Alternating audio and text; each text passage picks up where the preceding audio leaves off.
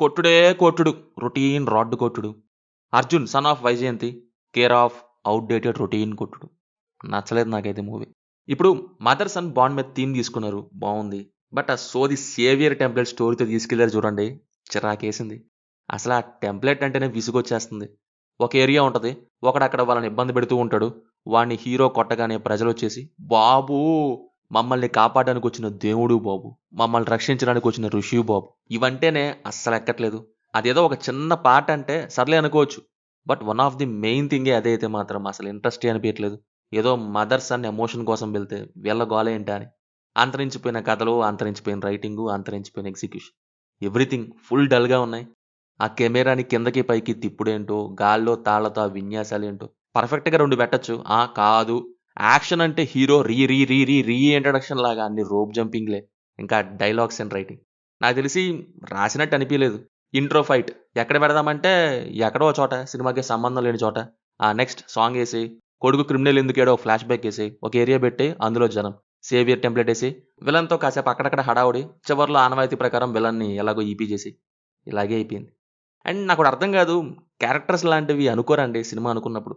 డ్రామాలో లాజిక్స్ ఉండవు correct. But characters ఉండాలి గదా! క్యారెక్టర్ రైటింగ్‌లు ఏముండవా?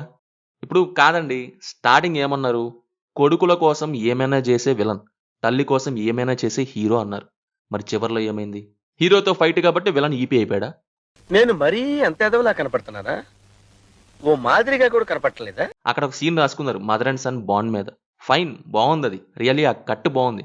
బట్ ఆ సీన్ అవ్వడానికి తీసుకున్న సీక్వెన్స్ ఆర్ పోర్షన్, ఇంకా తర్వాత జరిగిన యాక్షన్ బొక్కలా ఉంది. సీక్వెన్స్ కంటిన్యూటీతో, మూవ్‌మెంట్‌తో అయితే బావుంటది గానీ, ఫోర్స్‌డ్‌గా చేస్తే ఫోర్స్‌డ్ లాగానే అనిపిస్తది గదా! ఎగ్జాక్ట్‌లీ ఇది అలాగే అనిపించింది. అసలు విలన్ గాడిని ఏదేదో చూపిస్తారు. పఠాన్ అంటే ప్యాంట్‌లో పోసేసుకుంటారన్నట్టు, ప్రైవేట్ ఆర్మీ అంటారు, ఇంటర్నేషనల్ అంటారు, ఒక ఎండిపోయిన బావిలో 30 మందిని ఏసేసాడంటారు. మరి ఏమైందిరా పఠాను చివర్లో ఒక్కదాంతోనా అంటే, ఏమో సార్ డైరెక్టర్ అలాగే అన్నారన్నట్టయిపోయింది.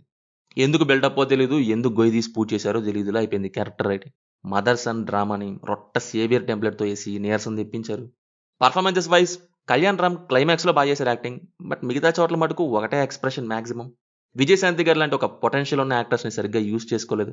డెఫినెట్‌లీ ఆ సేవియర్ అనే సోది లేకపోయుంటే ఆమె క్యారెక్టర్‌కి ఇంకా స్కోప్ పెరిగేది. బట్ ఎమోషన్ కంటే రాడ్ కొట్టుడే కావాలని లెట్ డౌన్ చేశారు మూవీని. రిమైనింగ్ అంతా ఏదో చేసుకుంటూ వెళ్ళిపోయారు.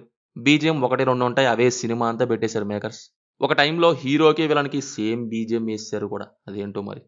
Finally outdated and boring one. So, ఇది మరి సినిమా చూసుంటే మీకెలా ఉందో కింద కామెంట్స్‌లో మాతో తప్పకుండా షేర్ చేసుకోండి. Will meet in next video. Thank you. జై హింద్.